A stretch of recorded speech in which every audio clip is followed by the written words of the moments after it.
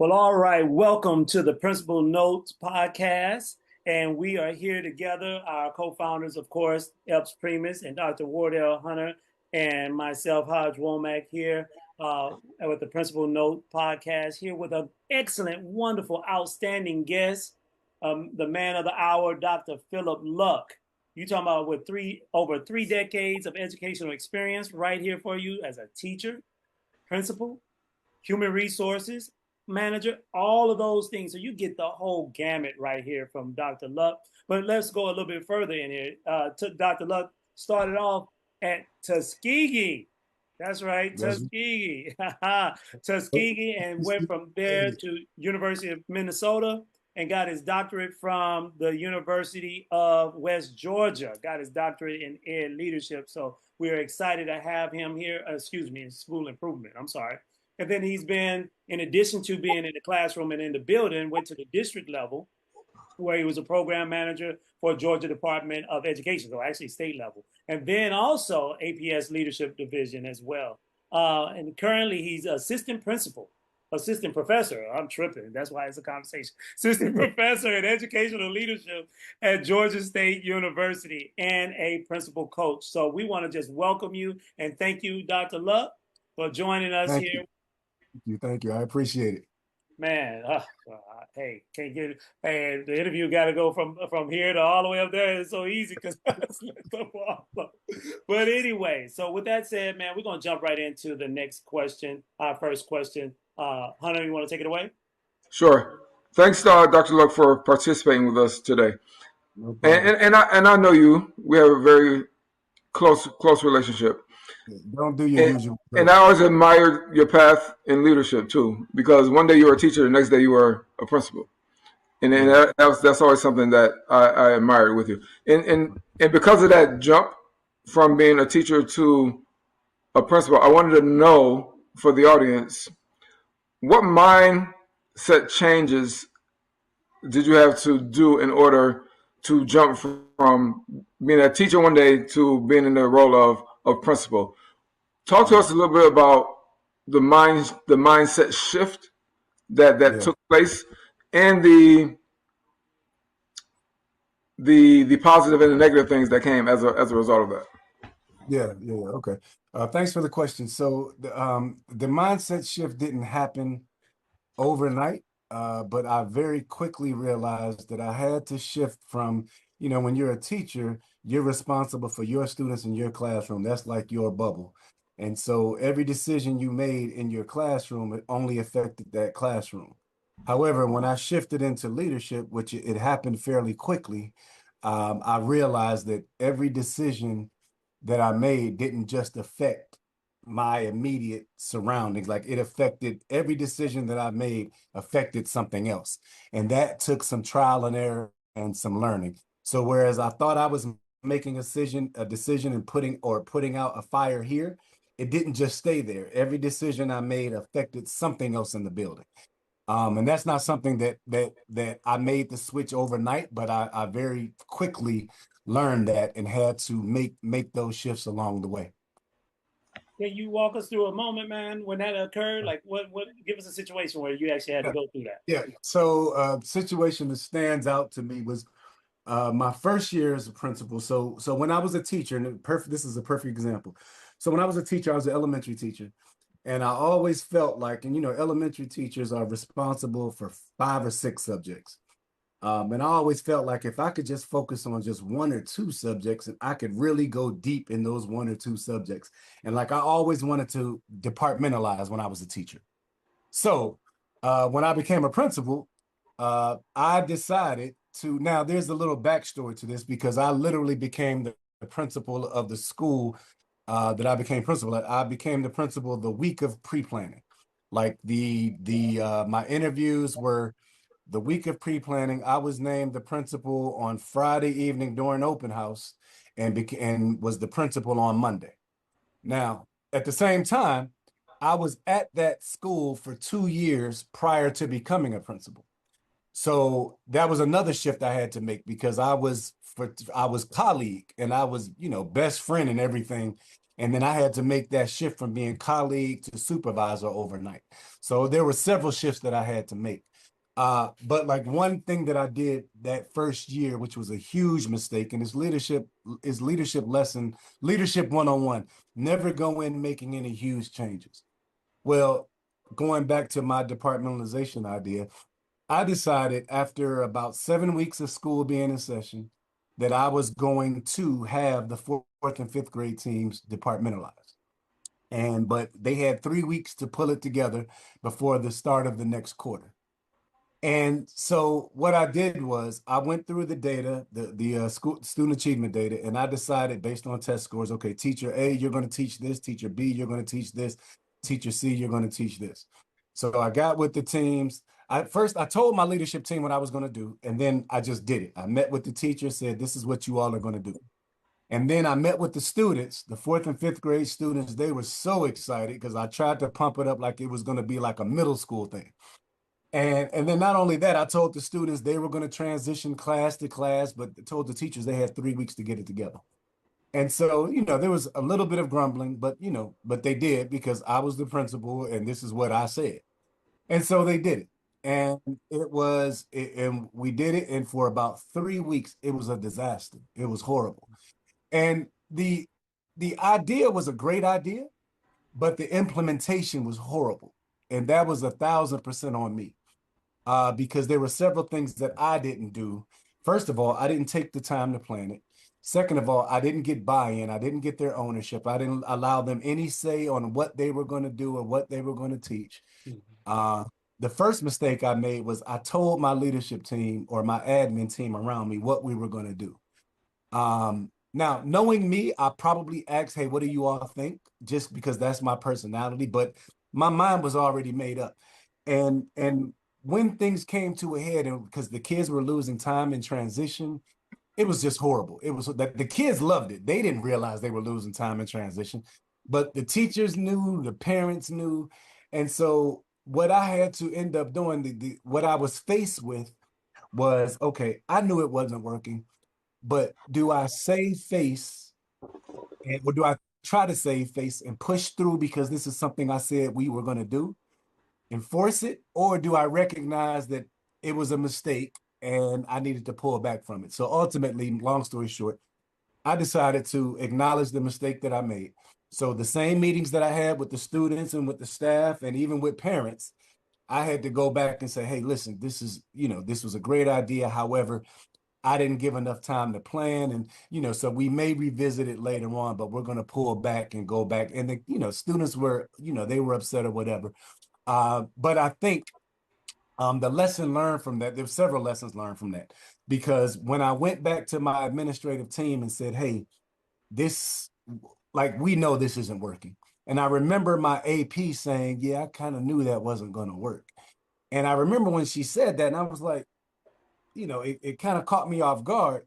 Now, granted, I'm the principal, so she felt like whatever the principal says goes. But then I had to be reflective enough to say, hey, did I create the space for them to be able to come to me and say, hey, let's think about this, whatever. So that was a huge lesson learned for me.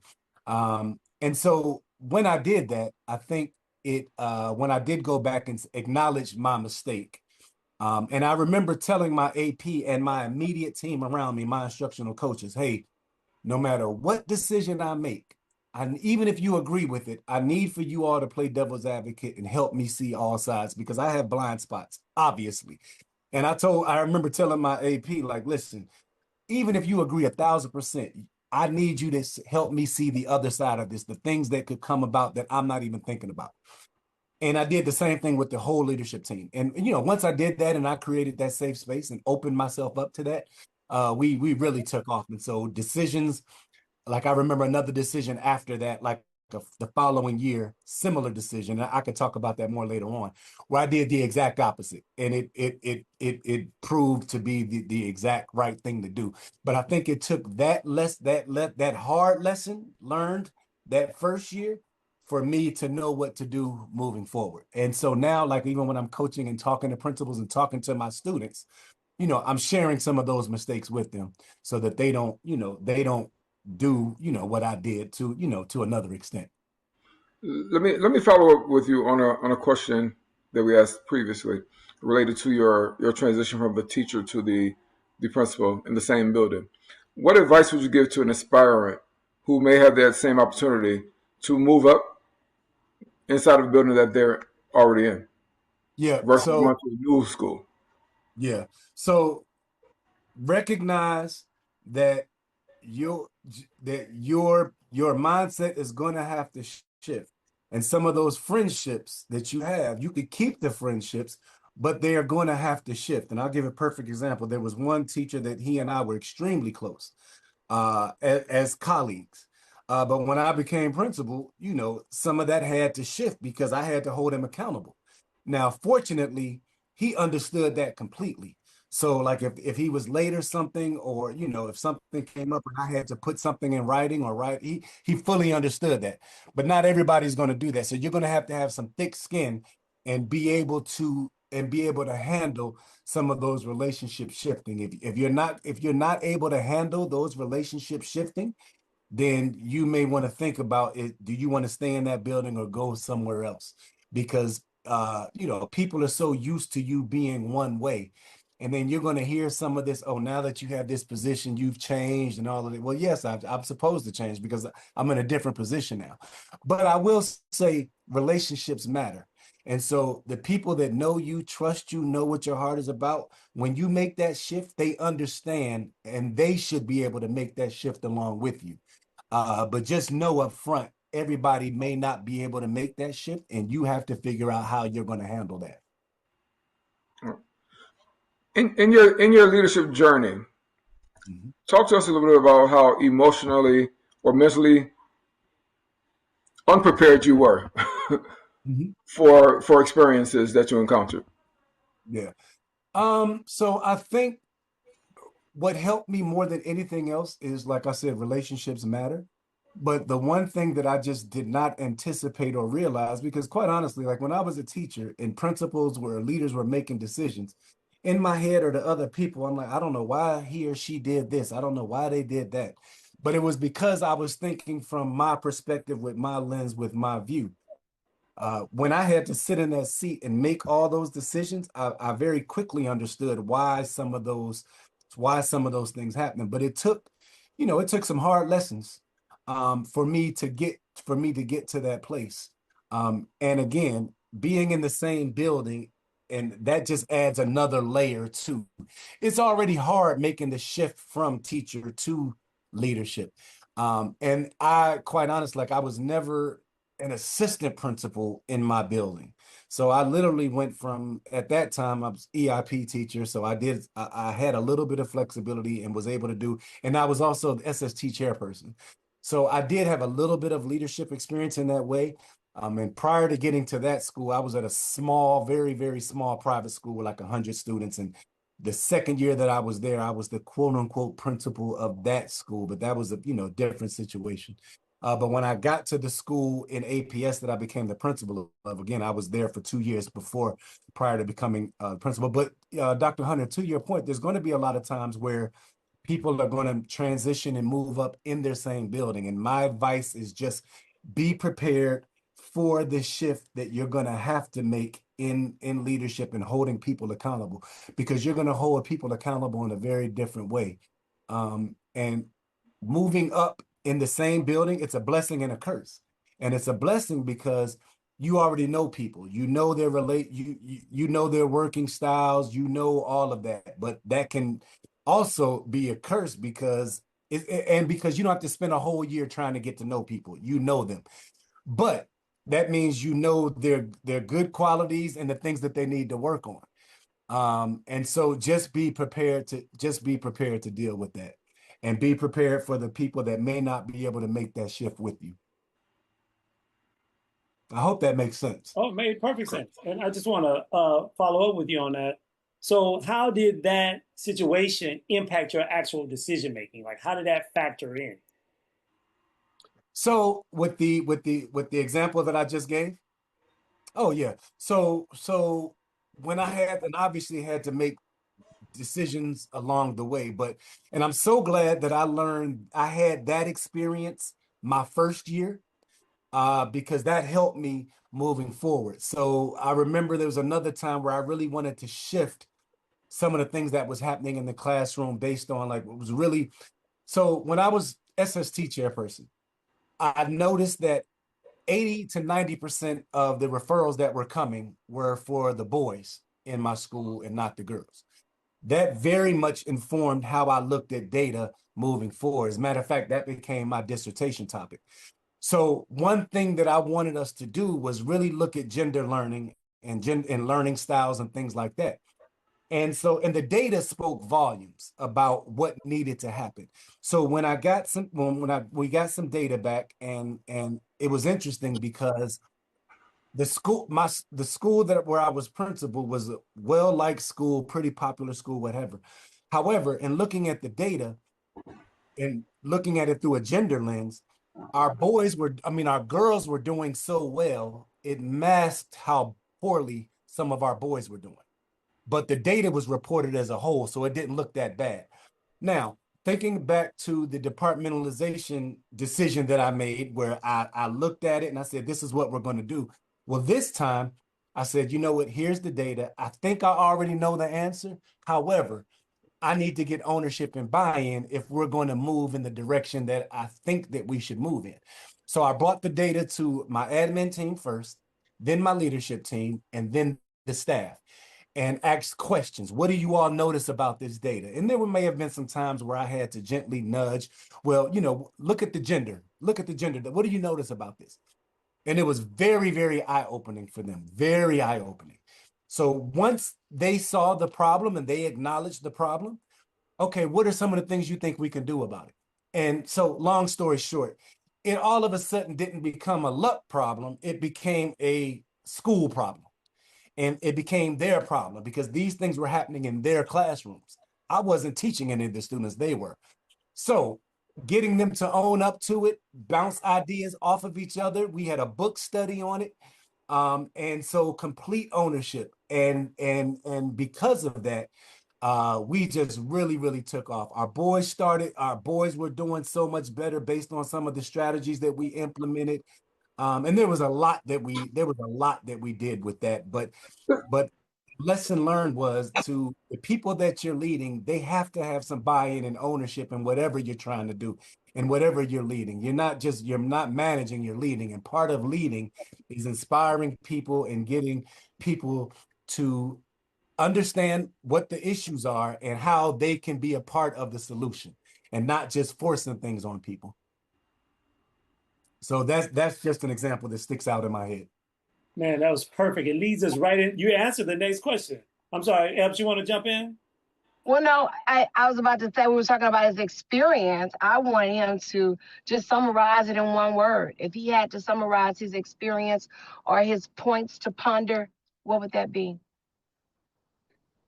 And correct me if I'm not going in the right direction. So I try to, in one word, inspiration. And that's what I always attach leadership to. And I tell my students that if I had to narrow leadership down to one word, for me, it's inspire. Inspiration, inspiring people to do what needs to be done, even when it's hard, even when they don't think they can, even when, but how do you inspire people to do it? And the way to do it, or there are several ways to do it, but you can't do it without giving people buy-in and ownership and understanding. And I tell my students all the time, we're very good at giving the what, but we rarely talk about the why. And so that's a whole nother conversation of why we're doing what we're doing. I have found oftentimes when people understand the why, they'll get behind what we're doing. But we make assumptions that people know the why, but sometimes, and people do know the why, but sometimes you have to remind people and connect them to the why, because this work is hard. It's extremely hard. And their why is what's going to get them through those hard times. And I'll give you another, go ahead. And I love that you said that, because if you know your why and then you understand the what, how you do it becomes natural. There and you you're go. passionate about it. I love it. Exactly right. Yeah. That was fantastic, man. I mean, we're not going to even ask the next question that I had set up because you just went right to it. That is fantastic. That listening that you said is phenomenal. You set up safe spaces for them to say and answer. You set it up to where, yeah, this is where I want to go, but you opened it. I mean, that's just outstanding, man. Thank you for sharing that, bro. Sure. But I have one more question though. You're so profound. You said about the why and the what and the how. What is the best way to trigger or allow the leader to understand their why so they know how to get to their what and do the how? For the leader to understand their own personal why, or to get a staff to Yes, for the leader. I see the staff members as leaders. They need to be teacher leaders or they need to be leaders. In order to be a leader and to dive into the leadership component, what is the best way that you've experienced that actually allow them to understand their why and their what so they know how to pursue their how? Right. Well, the what is kind of, that's always there. So you don't have to do a lot with the what. The what is there, but the why and people's why, like my why might be totally different than your why. And I'll give you, just thinking about that. I was working with a principal and we were having almost the same conversation. And this was not my idea. This was this principal's idea, just through some back and forth and thinking through. And one thing that she decided to do was, and she decided to do this with her new teachers, because new teachers coming in and they don't know what they don't know yet. But she had them write a letter to themselves about their why. And she collected the letters, made copies of the letters, framed the letters, and gave them back to the teachers. And so when things, especially for the new teachers, got tough, she would always refer back to, take a look at what you wrote. Take a look at your why. This work is not, but why are you doing this? Why are you doing this? I'll give you another example. When I was, in connecting people to the mission and the vision and relationships and all that, and once you get people to really, really buy in. So I remember I had some teachers that, just not a lot, a couple of teachers that wanted to tutor kids. And they were like, they really, really wanted to tutor the kids to get them ready for middle school. These were 4th and 5th grade teachers, and the students were behind. So they asked me, would I come in and open the building up on Saturdays for a couple of hours for them to work with the students? Now, I couldn't pay them to do it. But I said, look, if you're going to take your time to do this, then of course I'll come in and open the building and, and I'll stay and, do whatever. And I remember when I left the school, and there was a lot of transition, after I left. And I don't want this to sound like I'm this great person, but just when you talk about connecting people to a vision and relationships and connecting them to their why. And I remember getting back with the teacher, and I keep in contact with all of them, but I remember asking, hey, have you still doing those Saturday sessions? And I remember her telling me, no, I'm not doing that anymore. And I said, what do you mean you're not doing that anymore? And her response to me, now again, the school was, and this was like a year or two after I left, and different leadership, interim leadership and all that stuff. And it was, which would take me to another lesson that I've learned personally, the hard way. And her response was something to the effect of, I don't think it's appreciated for me doing that.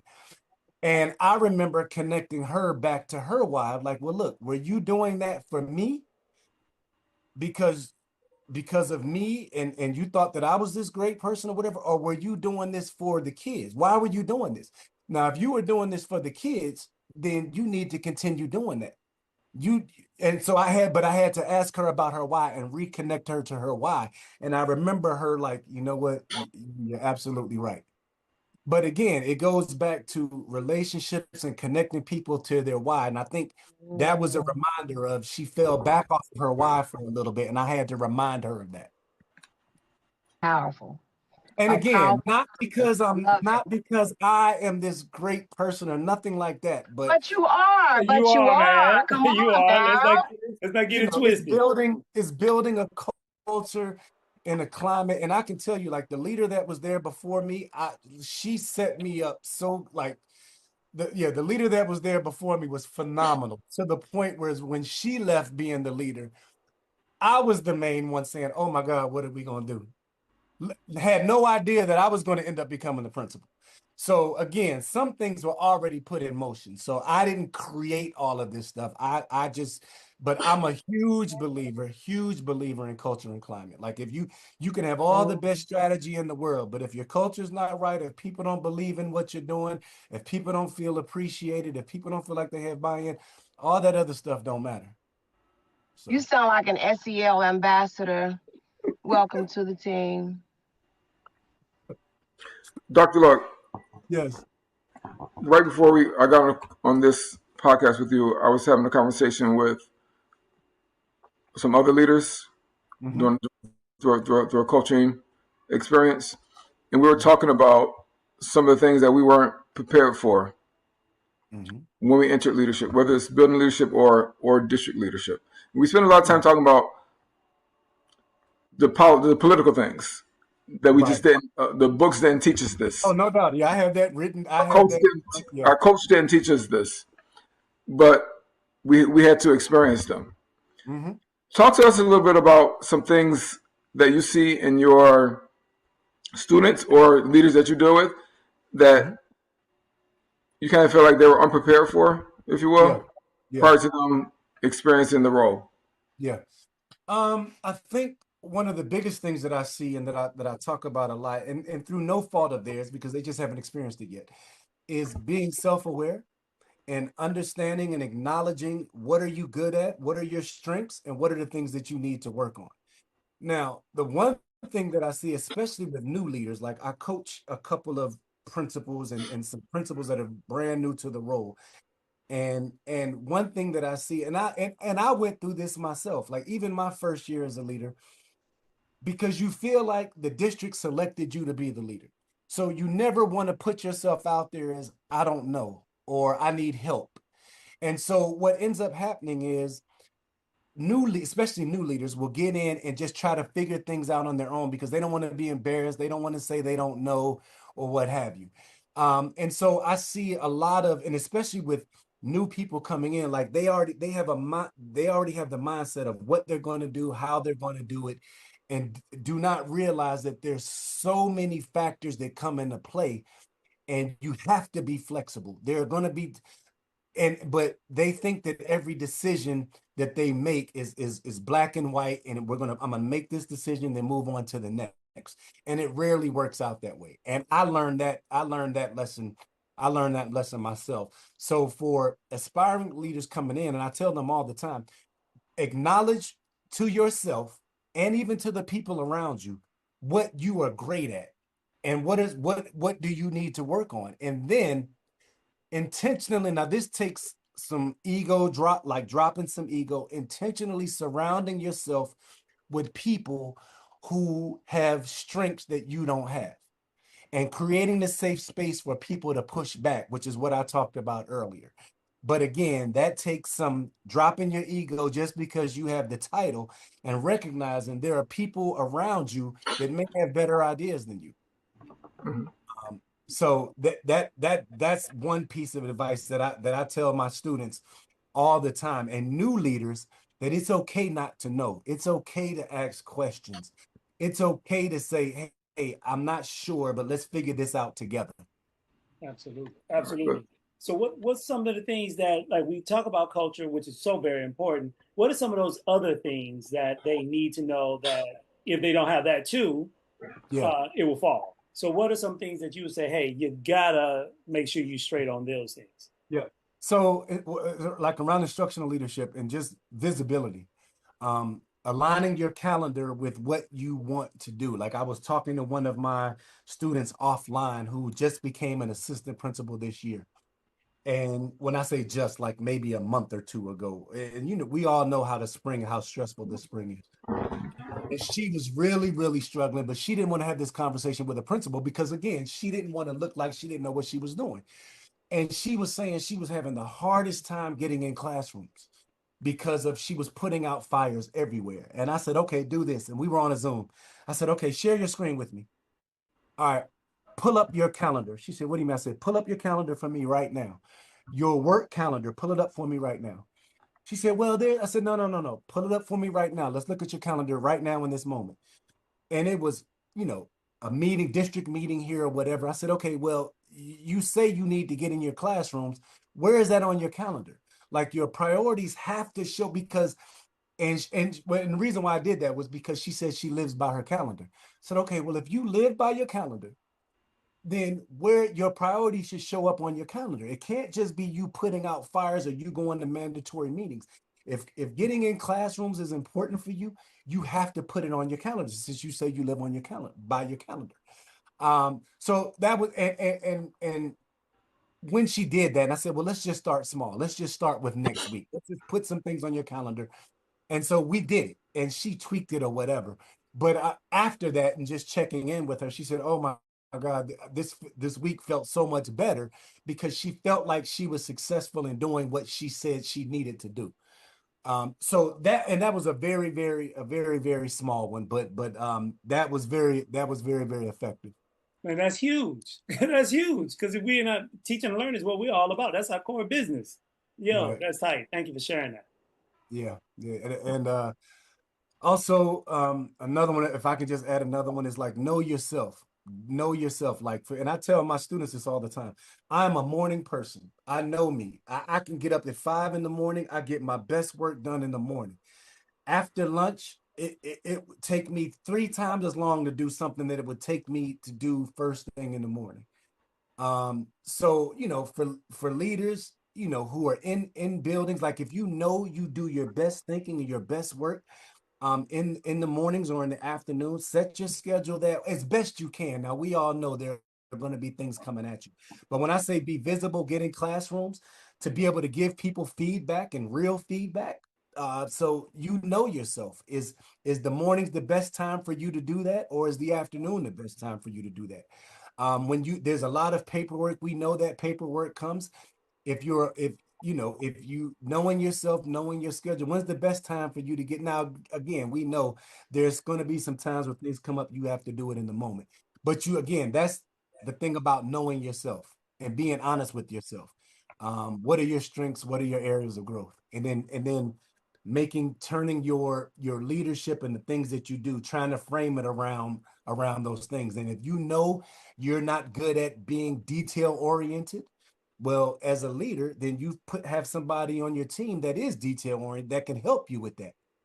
So, Dr. Luck, and this is my opinion. One of the greatest things about being a leader is that you get the opportunity to be a decision maker, and a decision maker that makes an impact on a large amount of people. And sometimes you're the final decision maker, and sometimes you're not. But you're still in leadership. You're a decision maker. Right. Talk to us about a leadership situation where strong decision making under pressure really made a difference for the people that you supported, or even yourself, or yourself. Okay. So can I give you an example of a principal that I work with? Yes. All right. So a principal that I currently work with, she got some survey data back that did not paint her in a positive light as far as her leadership from her staff, and it was not visible. There was a bunch doesn't show appreciation, all of those things, and she didn't necessarily agree with what the teachers were saying. But this data kept coming back to her time and time again. I've worked with this person for 3 years now, 2 or 3 years now.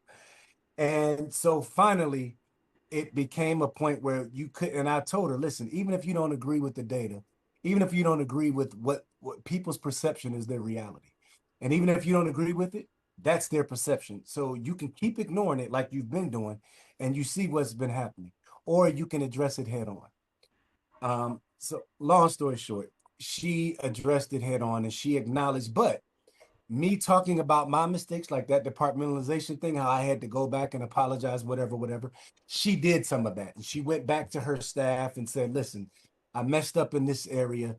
This is what I want to do moving forward. And she got some additional feedback from her people. Just doing that, but authentically doing it, not fake doing it, but authentically doing it. That one decision alone shifted the culture in her building. And it showed itself up in the next time that they did the survey. And I think that her being able to let go of her ego and make that decision to drop her guard, to acknowledge what was happening, I think that helped her very much so. Now, going back to Dr. Hunter, when you said a decision that I made, for me personally, and this always sticks out to me, when I made the decision to look at the data a different way, but allow my staff to take ownership and take buy-in of that data instead of forcing it on them and forcing the changes, that made a huge difference. And I talked about the difference that made early on. Another one that sticks out. Can I give one more example? Mm-hmm. Sure. There was a time where our school was undergoing a process called redistricting, where they were merging schools. And so my school was being registered or merged with another school. Another school was closing. And so there was a whole process around that. So I remember there were two decisions that I made around that time. One was we had a redistricting meeting, and there was a lot. I had like over 600 people in the gym, parents from different schools, and was fighting this whole process or whatever. And in that moment, and the meeting was getting out of hand, where people were yelling over the demographers and all of this stuff. And there were people from other schools that didn't know who I was. They knew that there was a principal of this school. But I remember taking the microphone and saying, listen, I'm the principal of this building. We are going to handle this meeting in a certain way. My staff is here. I have students that are here. We teach our students how to handle conflict. This is not the way that we handle conflict. So either we're going to do this way respectfully, or I'm going to shut this meeting down, which a lot of people respected. There were some people that didn't like the way that I handled it, but that decision in that moment gained me a lot of respect from my staff, because they saw me taking up for them. Along those same lines, there was a time where I had some parents that were out on the playground, and they were really upset about this change because there was a school that was coming to us that wasn't part of our family or whatever, and they had some preconceived notions about those students and the students that were coming. And I remember going out to the playground where they were. There was about maybe 10 parents that were talking, and someone came and got me and told me this is what was happening. So I went out there and I sat in the middle of all of them and had a whole conversation with them about, listen, we are, and I don't want to name schools, but we are who we are. We're a family. This is the way we do things. Anybody coming here, we are going to teach them how we do things here, and they're going to be part of our family. Nobody's going to disrupt our family. And that was huge. And I didn't realize how huge it was. But some of those same parents went back and talked to some other parents about what I did and what I said, and kind of shifted their mindset to the point where they could at least give a chance to what was happening. And again, that was in the moment. So Dr. Hunter, you asked me about leadership decisions in the moment. Those are two things that I could think of in the moment that I handled that I didn't realize made as big of an impact as they did. I found out afterwards for people coming to me and saying, hey, you don't realize how much of an impact, that made. Right. But Dr. after student safety, instructional leadership is number one. Mm-hmm. Is priority. In fact, I would say most of our time mm-hmm. in building leadership, especially at the school level, is centered around instructional leadership. Some call it student achievement. Some call it academics. Some call it. Let's talk about or think about a leader who you supported throughout your career that really made a dent in instruction, in academics. Talk to us about what it is that you saw them do, how they really had that impact, what mistakes did you see, what things did they overcome to really make student achievement or instructional leadership significant? Okay. Yeah, this one, I think about this leader all the time. Um, so in impacting student achievement with this leader that I'm thinking about, uh, this leader, she dealt with a lot of she became the leader at the school, but there was a lot of vacancies, a lot of turnover. She dealt with several teachers that were used to, when a leader walks in the room, you got to shape up, you got to do whatever, you got to put on a show or whatever. She was very, very intentional about coaching and saying that when I come in your room, I'm not trying to catch you doing anything wrong. And she had to shift that mindset of, uh, I'm trying to catch you doing something wrong, to know I'm here to support you. And the feedback that I give you is going to help you grow.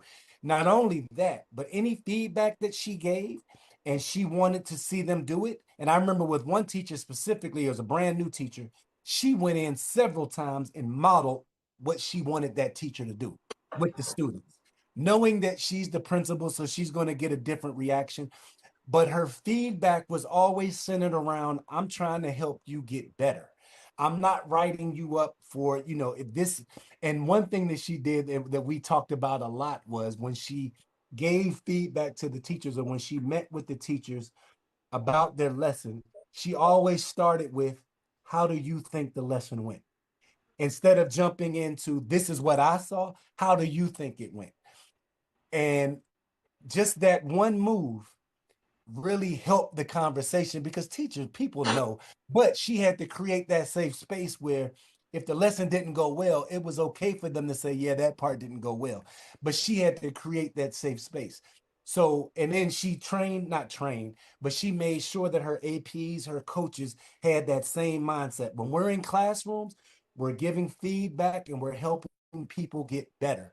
Now, I think one reason why she had to do it this way was because she was in a rural district where there was no, if I lose this teacher, I have another one I can replace. There was no replacing. She had to build up the people that she already had. And so she had no other option but to coach them up. But I think that was just but some of the people were not used to that. Some of the people were used to, when someone comes in the room, I need to do everything perfectly, whatever, which does not shift instructional practices at all. But she was very much of the mindset of coaching, and I'm going to help you get better. Following up on that, when you think about the big five as it relates to instructional leadership, and the big five being data, observation and feedback, professional development,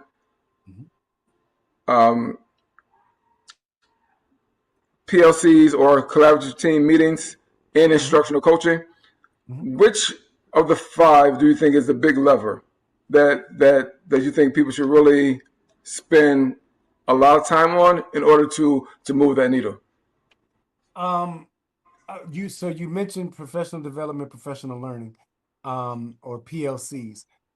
I think that one is huge, but not just for the sake of having it on paper to say you did it, and allowing people to have some ownership and buy-in in their professional learning if possible. I've seen time and time again where it's the professional learning has always been a one size fits all. Everybody gets the same thing, but everybody doesn't need the same thing. And so trying to differentiate that professional learning is where you can, so that people are getting what they actually need. I have a principal that actually, her and her instructional coach, they actually have professional learning sessions, and teachers are allowed to select what session they want to be a part of, and they switch it every quarter, or yeah, I think every quarter they switch them around. And what that does is it gives some people buy-in and ownership of their own learning. That one move in and of itself helps, because you see people go to PLCs or PD sessions, and they're checked out. They're just going through the motions. But again, if you give people ownership and buy-in of their own, where you can, that's not always possible. But I think that, and again, creating that safe space, but that comes back to creating a space where people are allowed to say, and it's okay to say, hey, I need help in this area. I need to do better in this area. So there's a lot that has to happen on the front end to get to that space.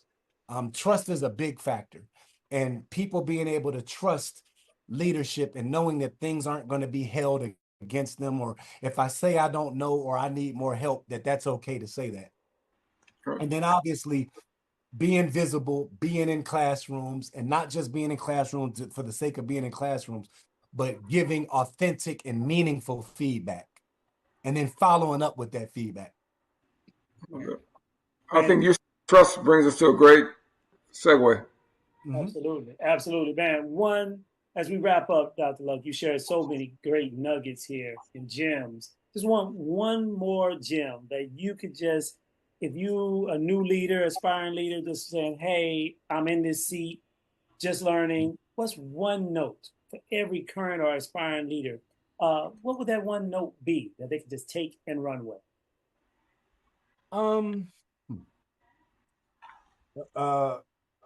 Giving your people a voice, but also appreciation and really appreciating. And again, when I mentioned earlier, like some survey data, so some of the work that I do is around teacher surveys and helping principals build out an action plan based on the survey.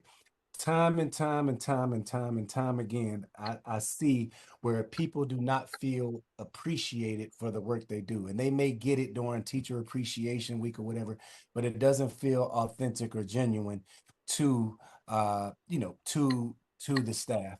So, and I remember one thing that I did, and I lost one of my best teachers this way because I was so focused on putting out the fires and so focused on dealing with my teachers that weren't doing what they should have done, that I totally ignored my teachers that were doing a great job. And I literally lost one of my best teachers because of that. And I tried to explain to her, listen, that was not my intention. I was so focused on, and some people need it more than others. She was one that needed a little bit more validation or whatever, but it was a lesson learned for me.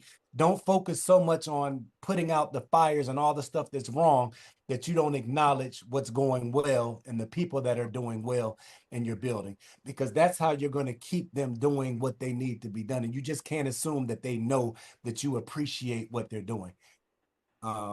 So that's one that really, really, really sticks out. Well, Dr. Luck, we just want to thank you here at the Principal Note Podcast for the nuggets, because you have definitely elevated our learning and elevated leadership so that all learning will go up and improve, man. So we want to thank you so much. We appreciate you right here. So from me, Dr. Hunter, as well as EPS Primus, want to just say thank you. Appreciate you. Thank you. I appreciate you all having me.